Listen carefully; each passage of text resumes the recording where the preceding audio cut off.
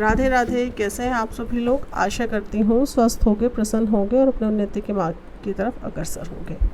एक लंबे अंतराल के बाद आज पुनः हम बात करेंगे सप्तम भाव की। सप्तम भाव क्या है?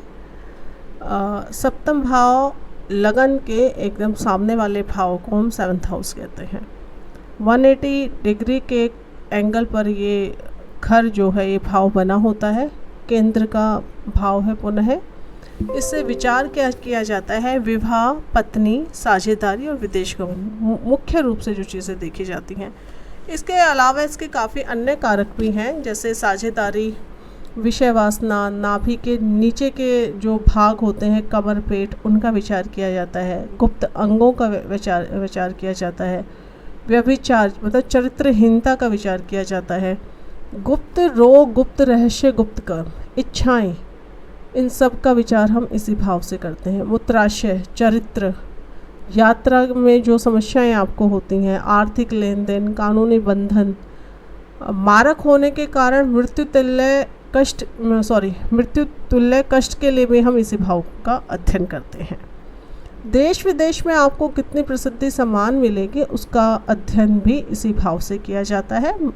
भाई बहन के प्रेम संबंधों का अध्ययन भी सप्तम भाव से किया जाता है। वसीयत, नौकरी का लाभ, पत्नी का स्वास्थ्य, बहुत कुछ हम 7th हाउस से देखते हैं। खोज के, रिसर्च के काम पर आप कितना पैसा लगाएंगे वो भी 7th हाउस से दिखता है। भाग्य से मिलने वाला लाभ, ये सारे जो विषय हैं इस भाव से देखे जाते हैं। इसके अलावा अन्य भी काफ़ी कुछ है जो हम 7th हाउस से विचार करते हैं। कानूनी कार्य से लाभ या हानि का विचार भी हम सप्तम हाउस से करते हैं। दशम का दशम है ये भाव। अगर हम धर्म, अर्थ, काम, मोक्ष की बात करें तो ये भाव आपकी काम वासनाएं बताता है। दशम से दशम के कारण सप्तम भाव जो है स्वामी का अनुग्रह है, मतलब आपका जो स्वामी है उसका आपके प्रति क्या व्यवहार है, उसकी कितनी कृपा है आपके ऊपर। 4th से 4th होने के कारण जीवन में जो खुशियाँ मिलनी हैं उनको भी ये घर बताता है। अब आगे बढ़ते हैं।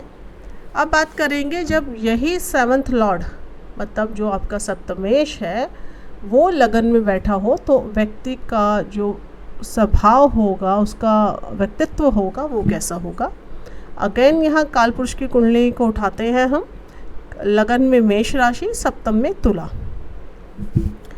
अब सप्तमेश की लगन में प्लेसमेंट जो है ये जातक को अपनी पत्नी के प्रति अत्यधिक आसक्त कर देती है, क्योंकि दोनों भाव एक दूसरे की परछाई होते हैं। अपनी पत्नी की सुनता है या पति अपनी पत्नी का सुनेगा, पत्नी अपने पति की सुनेगी। ऐसा जातक जो है बचपन में किसी को जानता पहचानता है। अगर सप्तमेश आपके लगन में बैठे हों तो बचपन की जान पहचान में शादी को दर्शाता है। लगातार यात्राएं कराता है ये वाली प्लेसमेंट सप्तमेश की। विवाह तभी देता है जब कुंडली में अन्य शुभ योग भी उपस्थित हों। ऐसा जातक अगर किसी मेल की पत्रिका है तो वो कई महिलाओं के साथ उसके संबंध देखे गए हैं। निर्बली है, सप्तमेश अशुभ ग्रहों से दृष्ट है, अशुभ भाव में है तो एक से अधिक विवाह देता है। सप्तमेश की दशा या अंतरदशा में भार्या की जो है मृत्यु होती है। लगन में सप्तमेश की यह स्थिति, इसके साथ लगन में अगर सप्तम हो और साथ में आपके 6 भाव का स्वामी भी आकर बैठ जाए तो एक से अधिक शादियां होना इंडिकेट करता है। और बुध हो तो ये जो रूल है स्ट्रांगली एप्लीकेबल हो जाता है। 2nd भाव में जब सप्तमेश जाते हैं तो विवाह से धन संपत्ति की प्राप्ति। पीड़ित हुआ तो व्यक्ति देह व्यापार में भी लिप्त हो सकता है। ड्यूल साइन में हो और पीड़ित हो तो एक से अधिक विवाहों की संभावना है। कामासक्त होगा व्यक्ति और अस्थिर बुद्धि होगी। और जब मारक की दशा होगी तो जातक की मृत्यु तक हो सकती है इस प्लेसमेंट में।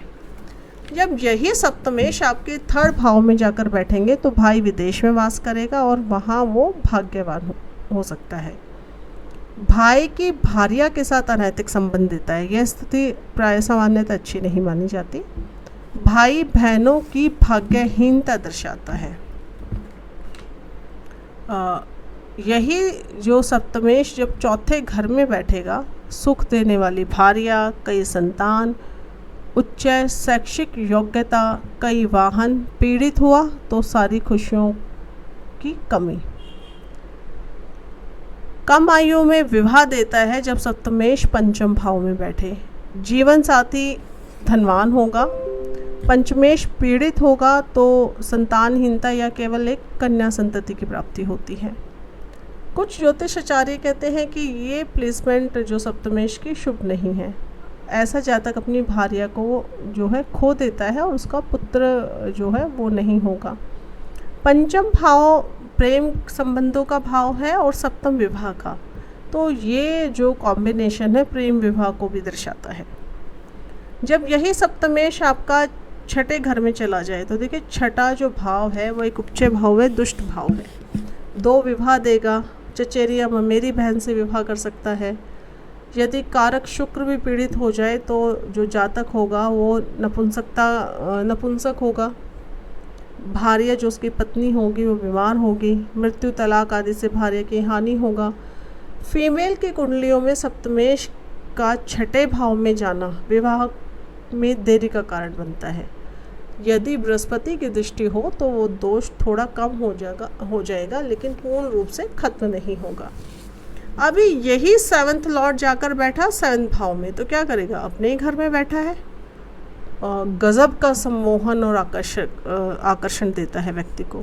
उसकी पर्सनालिटी चार्मिंग होगी, अट्रैक्टिव होगी और उसके पीछे जो महिलाएं हैं वो उसके पीछे भागा करेंगे। अट्रैक्शन बहुत होगा बंदे में। भार्या जो उसकी पत्नी है अच्छे परिवार से होगी। अशुभ ग्रह होने पर भी सप्तम में जो सप्तमेश बैठेगा तो वो जातक को अच्छी ही पत्नी देगा, ऐसा फल दीपिका का मत है। पीड़ित हुआ तो भार्या और मित्रों से हीन, अकेलापन, शादी के जो प्रपोजल आएंगे वो टूटेंगे। जब यही सप्तम अष्टम भाव में जाएगा ये सप्तमेश, तो जातक की जो भार्या है या उसका जो पार्टनर होगा वो धनवान होगा। जीवन साथी की कम आयु में मृत्यु हो जाएगी। जातक की जो मृत्यु है वो अपने नेटिव प्लेस से दूर जाकर होगी। बुरे स्वभाव की पत्नी होगी, झगड़ालू या लड़ाका टाइप की। वियोग, देखिए के.एन. राव सर एक बात कहते थे कि उनका एक कोटेशन है कि किसी भी विवाह के अंत में अष्टम भाव अथवा अष्टम भाव में जो ग्रह बैठे होते हैं उनकी भूमिका एक अहम रोल निभाती है। फीमेल की कुंडलियों में सप्तमेश की अष्टम भाव में स्थिति वैवाहिक जीवन को गंभीर रूप से प्रभावित करती है, बिगाड़ती है। मतलब यदि बृहस्पति की दृष्टि हो तो वो जो तो प्रभाव है, दुष्प्रभाव है, वो कम होगा लेकिन बिल्कुल खत्म नहीं हो जाएगा। नवम भाव में अगर सप्तमेश हो तो पिता विदेश में, विदेशी भूमि में भाग्य होता है। स्किल जो पत्नी होगी हर काम में निपुण होगी। भार्या जो है धर्म में इतना विश्वास नहीं करती होगी और बिना सोचे समझे धन को खर्च करती होगी। फीमेल की कुंडलियों में नवम भाव में यदि पीड़ित हो सप्तमेश, निर्बली हो तो वो आपके विवाह को खराब कर देता है। वियोग होगा, कानूनी प्रक्रियाओं द्वारा तलाक होगा, सगाई टूटना और अंतिम क्षणों में जो है वर बदल जाता है। सप्तमेश दशम भाव में विदेश के व्यापार से सफलता, निष्ठावान और व्यापार में सहायता करने वाली पत्नी, ये एक अच्छा कॉम्बिनेशन है 7th लॉर्ड का 10th में जाना। सप्तमेश एकादश भाव में तो विवाह की गारंटी है ये कि शादी तो होनी है पर्सन की। कानूनी अथवा गैर कानूनी रूप से एक से अधिक विवाह भी ये प्लेसमेंट दे सकती है। पत्नी धनवान होगी। सप्तमेश जब 12वें भाव में जाएगा तो एक से अधिक पत्नियां, भार्या की मृत्यु या अलगाव, विवाह में विलंब और किसी कारण से यदि आपका कारक शुक्र भी पीड़ित हो जाए तो सिर्फ विवाह के व्यक्ति सपने देखेगा, शादी की संभावनाएं यहाँ पर कम हो जाती हैं। कंजूस बना देता है जो ये कॉम्बिनेशन है जातक को।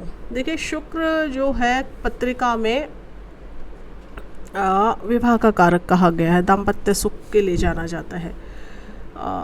अब सुखी वैवाहिक जीवन के लिए हमें क्या क्या विचार करना होता है। पंचम भाव जो है आपके प्रेम, पूर्व पुण्य का भाव है, संतति का भाव है। लगन और लग्नेश को देखिए, वो अच्छी स्थिति में हो, क्योंकि लगन आप खुद हैं और लग्नेश खुद हैं। लग्नेश और 4th हाउस सुख का भाव है, 2nd हाउस कुटुंब का भाव है। चंद्रमा आपकी बुद्धि का कारक है। शुक्र 7th भाव और विवाह और शुक्राणुओं का कारक है। मंगल जो है वो पुरुष तत्व को रिप्रेजेंट करता है। तो इन बातों का हमें एक बार कुंडली में विचार कर लेना चाहिए कि इन सब की स्थिति कैसी है। पंचम भाव, 7th भाव, लगन और 4था घर, ये बहुत अहम भूमिका निभाते हैं पत्रिका में जब किसी का वैवाहिक सुख का आकलन करना हो। तुला और वृश्चिक राशियां कालपुरुष की कुंडली में 7th और 8th भाव में आती हैं। तो जब पत्रिका में आप विवाह संबंधित बातों को देखें तो इन दोनों राशियों को भी देख लीजिए। शुक्र कारक है तो शुक्र का पीड़ित ना होना, सप्तमेश का पीड़ित ना होना, पाप कत्री में ना होना, इन सब का एक बार विचार कर लेना चाहिए जब हम वैवाहिक सुख की बात करें या वैवाहिक संबंधित विवाह संबंधित रिश्तों की बात करते हैं पत्रिका में। शुक्र जो है अहम भूमिका निभाता है, तो उसका किसी भी प्रकार से पाप कत्री में होना, 4, 8, 12 में या अशुभ भाव में होना, अशुभ युति में होना, दुष्ट ग्रहों से प्रभावित होना, ये अच्छा नहीं माना जाता। धन्यवाद। अगली वीडियो में सिर्फ केवल मैं शुक्र के बारे में बताऊंगी, शुक्र की प्लेसमेंट जो है अलग अलग भाव में और शुक्र की स्थिति क्या भूमिका निभाती है विवाह में। तब तक के लिए धन्यवाद। यदि आपको जानकारी अच्छी लगे हमारे चैनल को लाइक कीजिए, सब्सक्राइब कीजिए। हमसे जुड़ने के लिए और हमसे जुड़े रहने के लिए एक बार पुनः आप सभी का धन्यवाद।